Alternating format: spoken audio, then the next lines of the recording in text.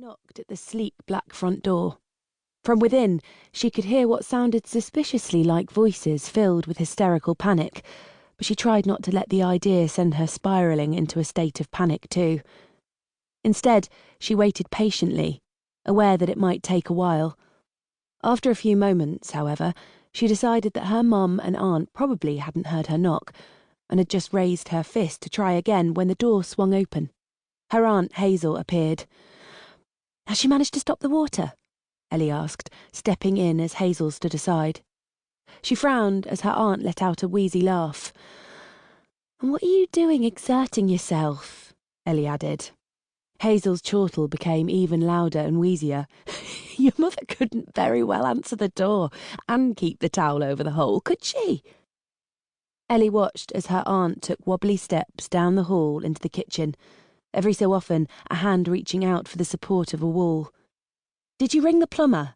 "Yes," Hazel said without looking round. "He said he'd be about an hour. But you know that means he's going home to have his dinner first, and he'll be over when he feels like it." "Probably charge you an arm and a leg too," Ellie said. Ellie entered the kitchen to find her mum looking virtually suicidal as she desperately pressed a soaking towel against the wall. A large puddle had formed at her feet, and water ran down the wall in a steady stream, despite her best efforts to stem the flow. On the worktop sat a rust-bitten old electric drill and an assorted and very random-looking selection of screws. Leaning against the wall was a large Monet print in a wooden frame. Ellie shook her head wonderingly. "What the hell were you thinking of? You could have electrocuted yourself if you'd hit a wire. There must be wiring and water pipes all over the walls here. It's a kitchen, after all. I think springing a leak is actually the best outcome we could have hoped for in this scenario. I bought this lovely print for Hazel, and I was putting it up. The kitchen was the room it suited best," her mum said in a defensive tone. "Mum, you've never used a drill in your life. Couldn't you have got a man in?" "This is the new Miranda Newton you're talking to. I don't need men anymore, not for anything." "You bloody well do for my kitchen," Hazel cut in. Ellie sighed and turned to her aunt. "Couldn't you have talked some sense into her?" Hazel held up her hands and shrugged. "You think I've ever been able to tell my baby sister what to do? Besides, it's cheered me up." "Mum turns your kitchen into a scene from Titanic and it cheers you up." "Well, it's exciting. It gets boring sitting here day after day waiting for those bloody scans." Hazel made her way slowly to the kettle. "At least we've got water in here," she said, shaking it, "so we can have a cuppa while we wait for the plumber." Ellie glanced at Miranda. "What about Mum?" "Well, she'll have to drink hers over there, one-handed," Hazel said serenely.